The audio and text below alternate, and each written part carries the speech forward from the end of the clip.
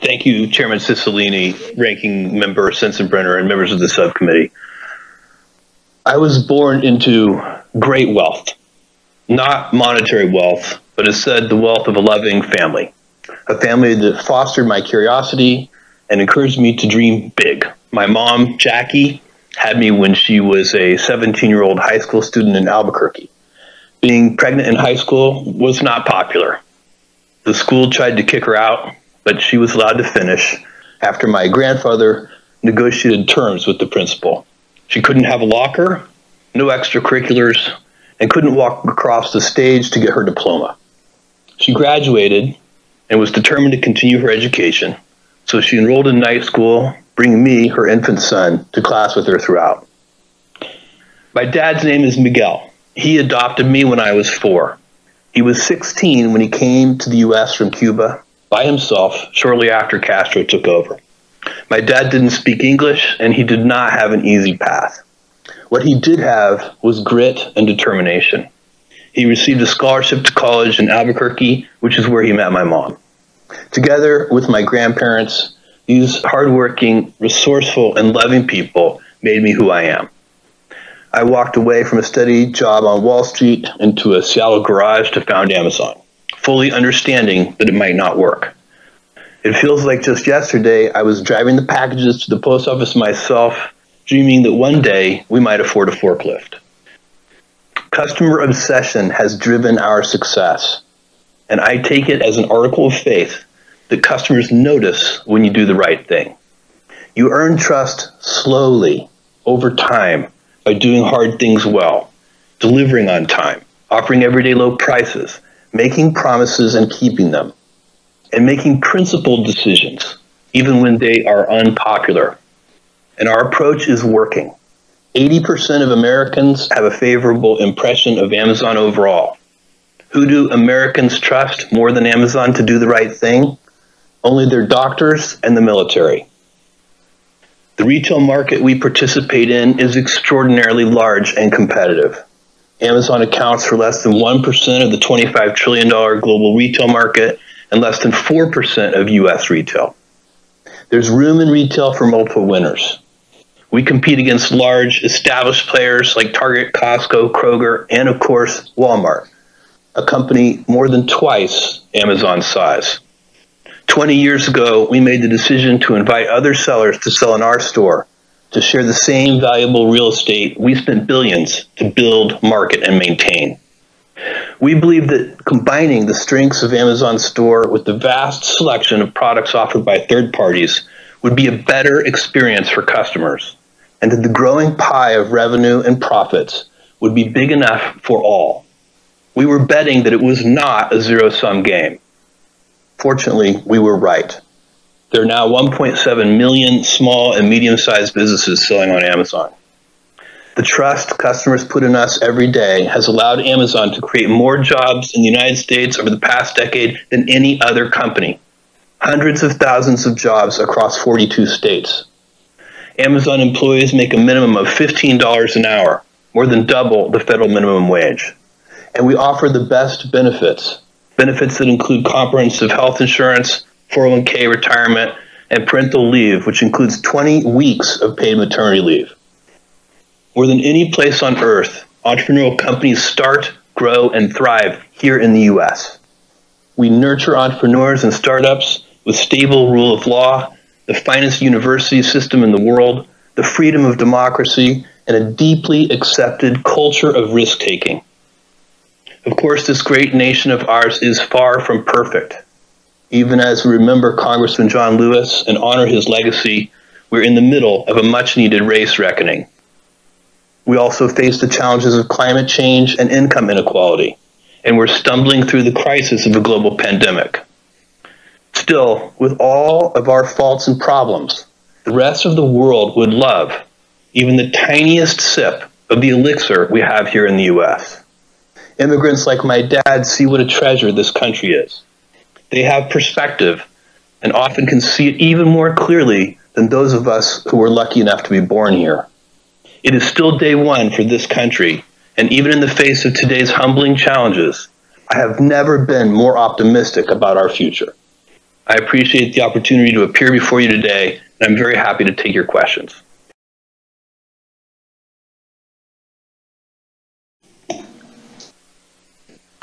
Thank you, Mr. Chairman, Ranking Member Sensenbrenner, and members of the subcommittee.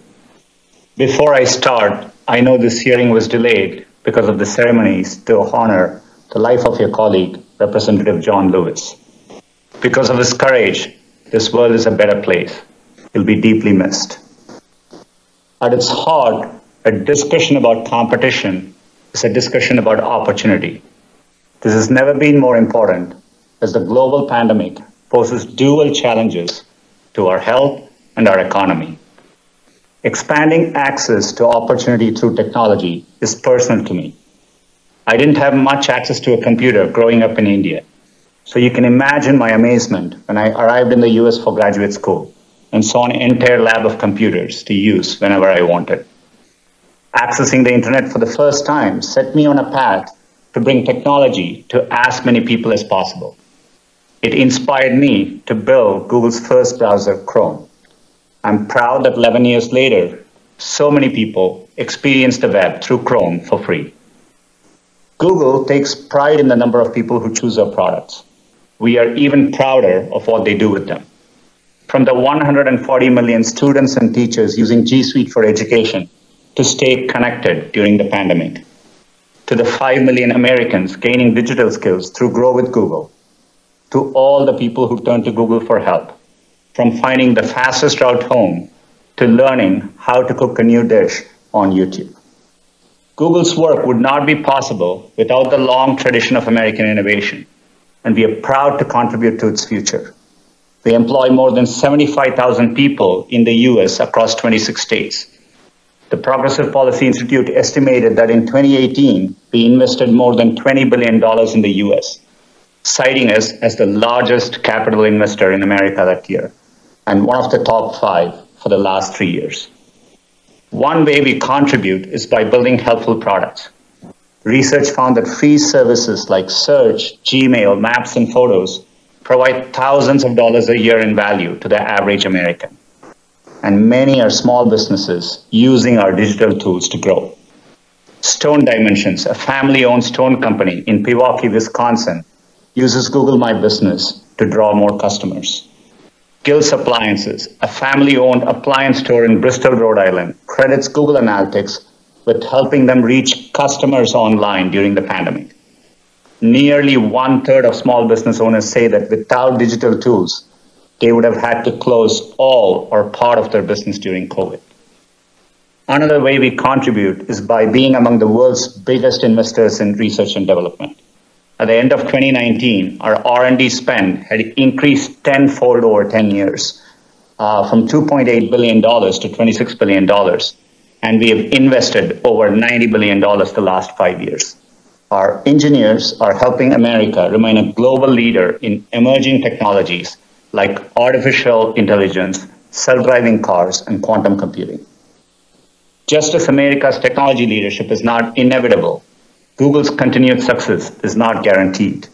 New competitors emerge every day, and today users have more access to information than ever before. Competition drives us to innovate, and it also leads to better products, lower choices, and more choices for everyone. For example, competition helped lower online advertising costs by 40% over the last decade, with savings passed down to consumers. Open platforms like Android also support the innovation of others. Using Android, thousands of mobile operators build and sell their own devices without paying any licensing fees to us.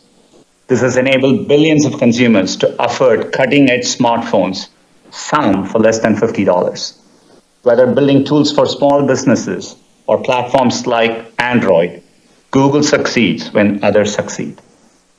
Competition also sets higher standards for privacy and security. I've always believed that privacy is a universal right, and Google is committed to keeping your information safe, treating it responsibly, putting you in control, and we've long supported the creation of comprehensive federal privacy laws. I've never forgotten how access to technology and innovation changed the course of my life. Google aims to build products that increase access to opportunity for everyone. no matter where you live, what you believe, or how much money you earn. We are committed to doing this responsibly in partnership with lawmakers to ensure every American has access to the incredible opportunity technology creates. Thank you. 5 minutes. Thank you. Before I begin, I want to add my voice to those honoring Congressman John Lewis and his service to our country. America has lost a real hero who never stopped fighting for the rights of every person. Chairman Cicilline, Ranking Member Sensenbrenner, and members of the subcommittee, thank you for the opportunity to testify. The tech industry is an American success story. The products we build have changed the world and improved people's lives. Our industry is one of the ways that America shares its values with the world and one of our greatest economic and cultural exports. Facebook is part of this story. We started with an idea to give people the power to share and connect, and we've built services that billions of people find useful. I'm proud that we've given people who've never had a voice before the opportunity to be heard, and given small businesses access to tools that only the largest players used to have. Since COVID emerged, I'm proud that people have used our services to stay in touch with friends and family who they can't be with in person, and to keep their small businesses running online when physical stores are closed. I believe that Facebook and the US tech industry are a force for innovation and empowering people, but I recognize that there are concerns about the size and power of tech companies. Our services are about connection, and our business model is advertising, and we face intense competition in both. Many of our competitors have hundreds of millions or billions of users. Some are upstarts, but others are gatekeepers with the power to decide if we can even release our apps in their app stores to compete with them. In many areas, we're behind our competitors. The most popular messaging service in the US is iMessage. The fastest growing app is TikTok. The most popular app for video is YouTube. The fastest growing ads platform is Amazon. The largest ads platform is Google. And for every dollar spent on advertising in the US, less than 10 cents is spent with us. We're here to talk about online platforms, but I think the true nature of competition is much broader. When Google bought YouTube, they could compete against the dominant player in video, which was the cable industry.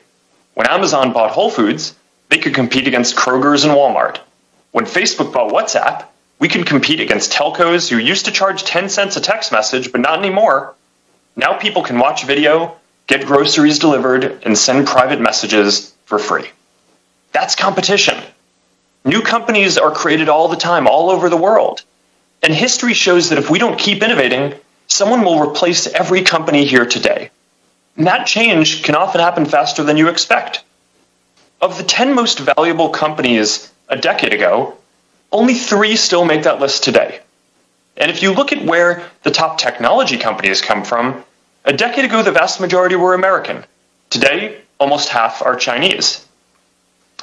Aside from competition, there are other serious issues related to the internet, including questions about elections, harmful content, and privacy. And while these are not antitrust issues and are not specifically the topic of today's hearing, I recognize that we are often at the center of these discussions. We build platforms for sharing ideas, and important debates play out across our services.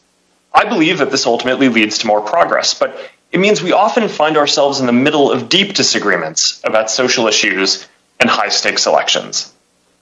I personally don't believe that private companies should be making so many decisions about these issues by themselves.